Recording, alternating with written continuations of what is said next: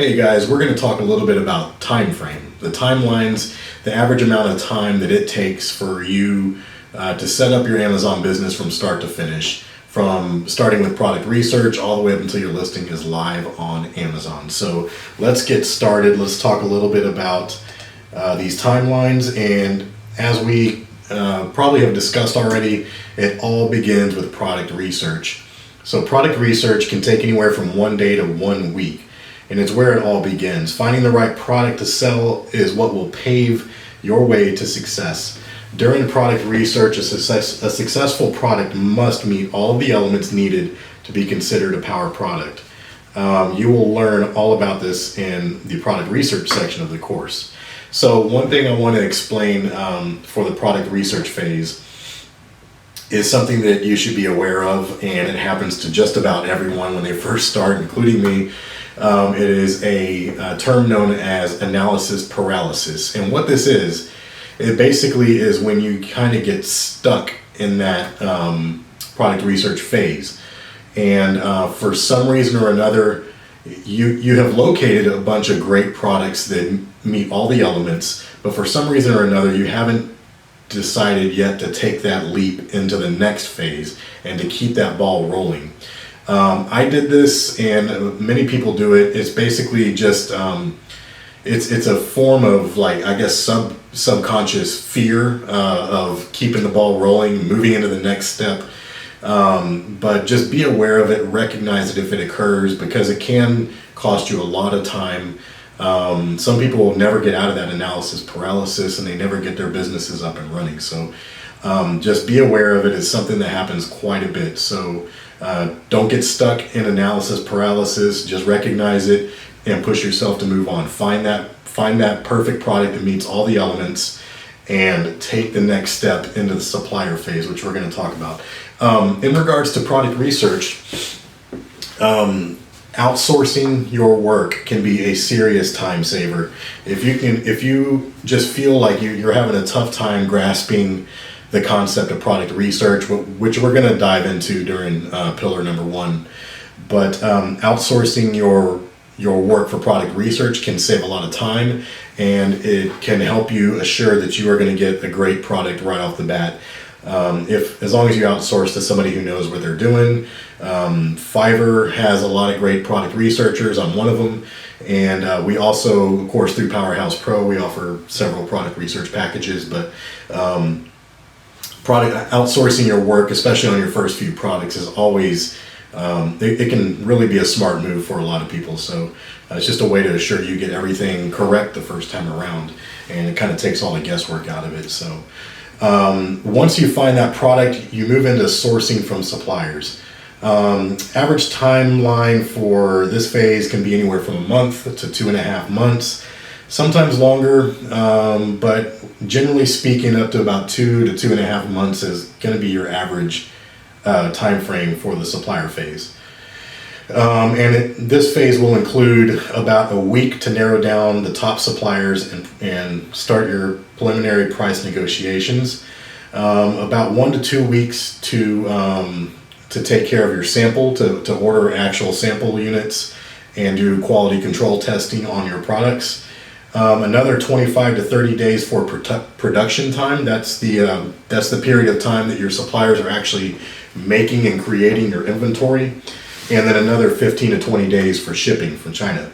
You'll learn a lot more about this in the supplier phase, pillar number 2 as we call it, in the course. So average time for suppliers can be anywhere from a month to 2.5 months. During this phase, during the supplier phase, a few things that you're going to need to set up is your Amazon Seller Central account, an Alibaba.com account, and of course a PayPal account. PayPal is probably going to be the method of payment for your sample, and for your mass production, your full inventory. Most suppliers prefer to go through trade assurance through Alibaba, which is good. I've done many orders on trade assurance. It does give you a good level of protection. Alibaba is a pretty reputable website, a platform for suppliers, so they They do not want to mess around with, I guess, non-credible suppliers. They want to keep the best suppliers on their platform. So they have a lot of restrictions and regulations that they keep tabs on. So don't be scared to place an order through Alibaba for your mass production. But typically speaking, your samples will be ordered through PayPal. So you can expect that. Once your inventory production has begun, once your suppliers start to make your inventory, you should keep the ball rolling during that time. There's going to be a little bit of downtime, I guess you could call it, where not a lot is happening because, like I said, it can take anywhere from 15 to 30 days to build your full inventory. So during this time, you don't want to just waste this time and sit idly. You want to keep the ball rolling. A lot of people take this time to create their listing, to build their listing, do their keyword research, product photography if you're able to do so. If you plan on building a landing page or a website in addition to your Amazon listing, that would be a good time to try to do that.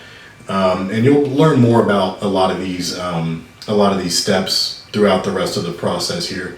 But here again, this is where outsourcing can really help out, and you can get good quality work in a reasonable amount of time for a reasonable charge, and it's definitely something that is worth considering, especially for your first few products.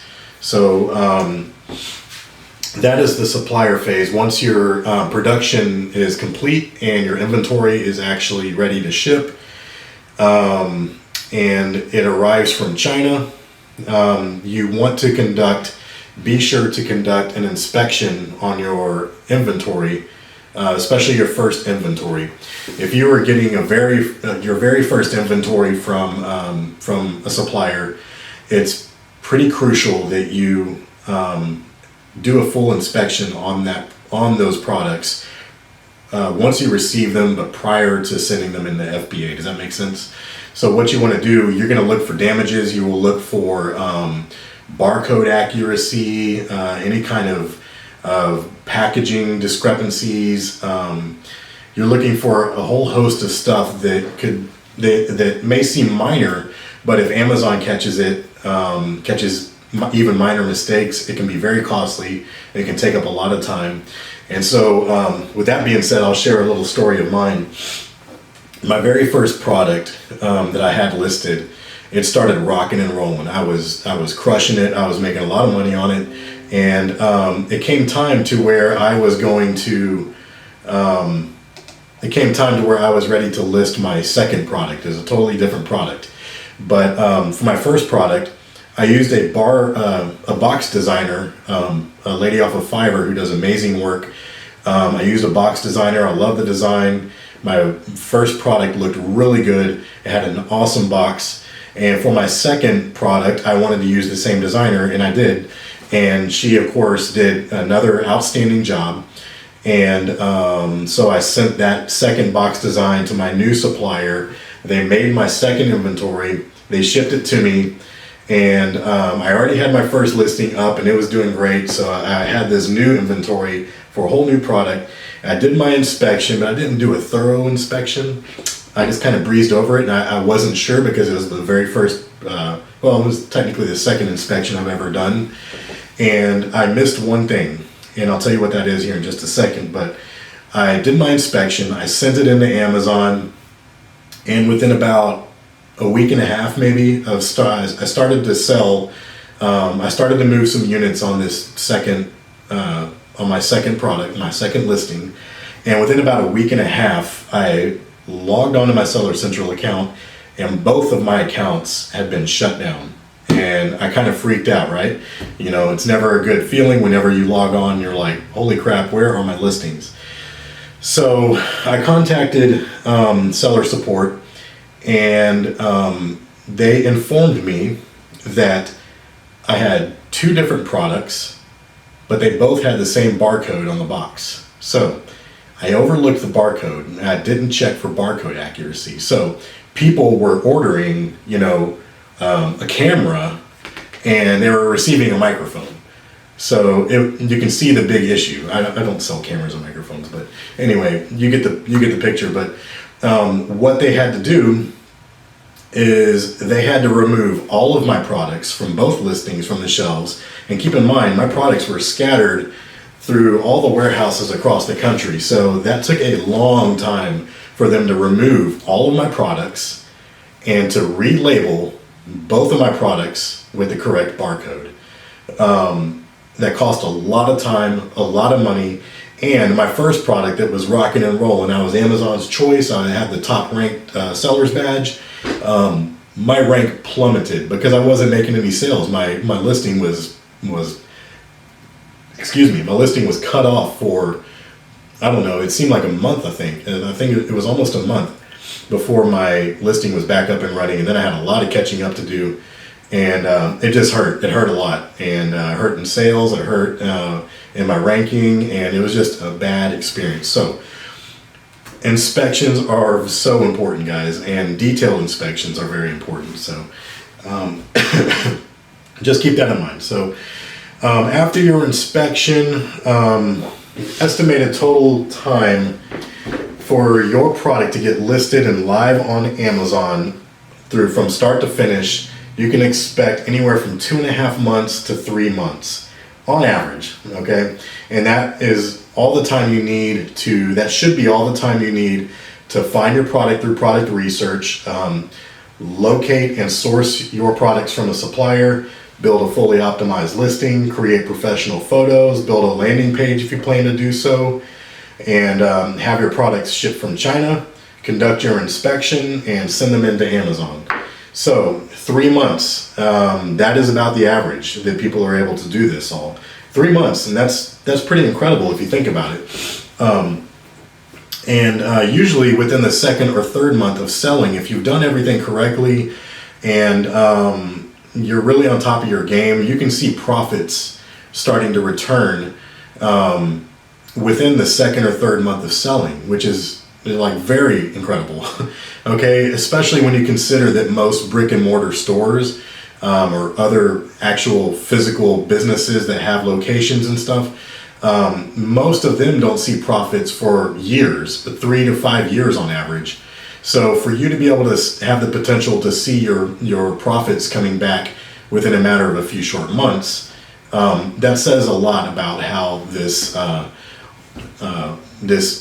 era of e-commerce works. It's just such a quick turnaround, and it just goes to show just how powerful Amazon can be if you are covering all your bases and you're following all the techniques and you're doing everything properly.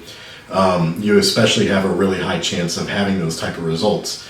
So I hope this explains kind of the general timeline that you can expect through selling on Amazon. So we are just about done with this presentation, but there's a few other things I want to talk about that can really delay the process and take this average of 2.5 to 3 months and really extend it into much longer if you're not careful.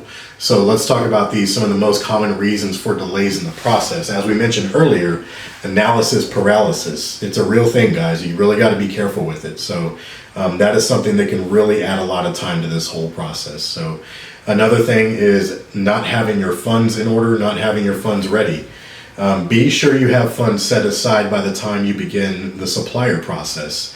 You will learn tactics in this course that can help you overcome this obstacle, how to raise startup funds, etc. But not having your money ready to go to purchase your inventory can really hold up the process. So make sure that you go into this prepared, okay? And a huge part of delays, a huge reason for delays, is not understanding how to use Seller Central.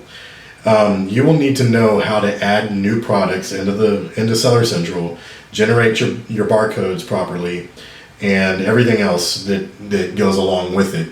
We're going to do our best in this course to walk you through step by step and teach you everything you need to know. But if you kind of breeze past this and you're confused about it and you don't know what to do, it can really be timely for you. It can really add a major delay in the process. Because if you have a supplier saying, "Hey, we're almost done with we're almost done with your production. You haven't sent us your barcodes yet. We need those barcodes so we can keep this process going smoothly." And if you don't know how to do that, then it's just going to take a lot more time for you to get through it. So understanding and educating yourself how to do some of this stuff can really help out and keep the ball rolling smoothly for you. But I will say that the number one reason why the number one reason for delaying the entire process is fear. Fear of the unknown, fear of failure, fear of what ifs, everything like that. Fear is a huge obstacle that a lot of people have a very, very hard time overcoming. And in the next video, we are going to segue into mindset and just how important mindset is in this entire business. And we are going to discuss that in great detail and hopefully keep you guys well prepared for success. So I will see you in the next video, which is going to be mindset, and we'll talk to you later. Love you guys. Bye.